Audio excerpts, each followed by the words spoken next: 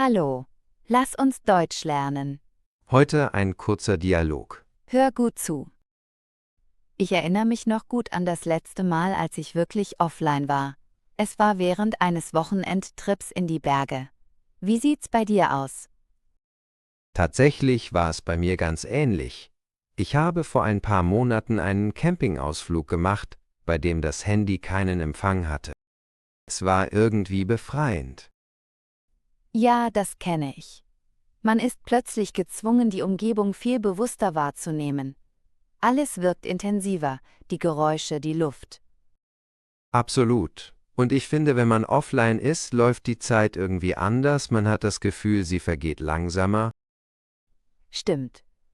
Es ist, als ob man mehr Zeit hat, über Dinge nachzudenken oder einfach nur zu sein. In der heutigen, ständig vernetzten Welt ist das ein seltener Luxus. Und was mir auch aufgefallen ist, man hat viel mehr echte Gespräche. Ohne die Ablenkung durch das Handy entsteht oft erst der Raum für tiefere Unterhaltungen. Ja, das ist wahr. Ich habe das Gefühl, dass viele Menschen, mich eingeschlossen, oft die schnellen digitalen Kontakte den echten Gesprächen vorziehen. Dabei ist es gerade das echte Gespräch, das uns wirklich verbindet. Wenn man offline ist, spürt man diese Verbindung viel stärker. Hast du das Gefühl, dass es schwer ist, offline zu gehen? Ich meine im Alltag? Definitiv.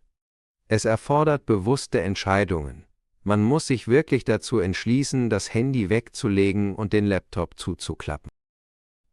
Und dabei fällt einem oft auf, wie sehr man sich an die ständige Erreichbarkeit gewöhnt hat. Anfangs ist es fast unangenehm, offline zu sein. Aber nach einer Weile merkt man, wie erholsam es ist. Man wird ruhiger, weniger gestresst. Es ist, als ob man die eigene Batterie auflädt. Genau. Und manchmal entdeckt man dabei ganz neue Interessen oder Hobbys, die man vorher vielleicht vernachlässigt hat. Oder man nimmt sich endlich die Zeit, ein Buch zu lesen, das schon lange im Regal steht. Was meinst du, wie könnten wir im Alltag häufiger offline gehen? Vielleicht sollten wir feste Zeiten einplanen, in denen wir bewusst offline sind. So wie eine digitale Auszeit. Gute Idee. Und es gibt ja auch Apps, die einem dabei helfen können, die Bildschirmzeit zu reduzieren. Ja, ironischerweise brauchen wir manchmal Technik, um weniger Technik zu nutzen. Am Ende ist es wohl eine Frage der Balance. Bewusst zu entscheiden, wann man online ist und wann nicht. Richtig. Und diese Balance macht das Leben letztlich reicher. Was denkst du, wann warst du das letzte Mal wirklich offline? Vielleicht inspiriert dich unser Gespräch ja zu einem kleinen Offline-Abenteuer.